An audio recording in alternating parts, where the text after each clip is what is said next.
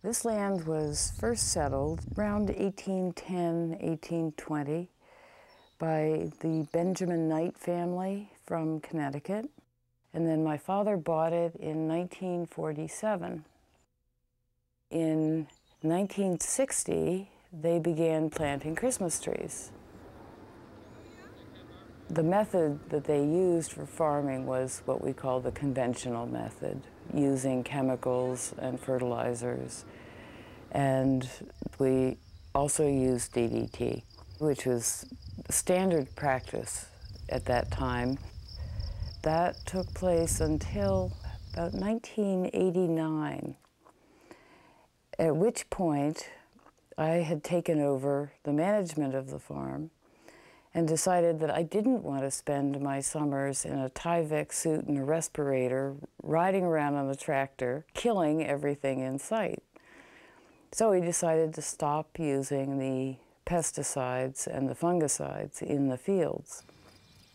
There had been a noticeable decrease in the number of bird species on the farm. We no longer saw bluebirds, we no longer saw the scarlet tanagers, the Baltimore orioles, any number of birds. There weren't any, none.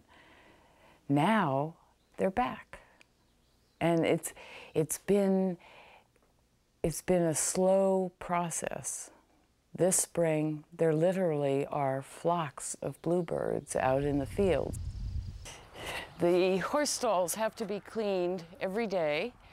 I usually do it in the morning when I let them out.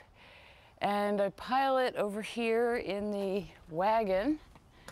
And in a couple days, the wagon is full. And we take it out and pile it out at the end of the pasture. And that is where it composts down to basically soil, pure organic matter soil. So the horses make our fertilizer for us. And it's a very nice, neat circle that works.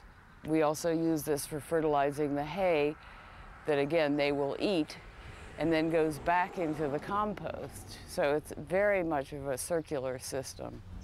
When we used to farm conventionally, you could walk into the field and look into the tree and you would see nothing, no insects whatsoever. Now you find the twice-stabbed lady beetles. You also find the pests. But these guys are working on them, and this is the natural way to control the problem. To grow something that is actually harming the environment and then put it in our houses at Christmas just doesn't make sense. So these trees are as close to nature as we can make them and still provide people with all these branches to hang their ornaments on, and still have that wonderful live greenness in their house during the winter when it's dark and bleak outside.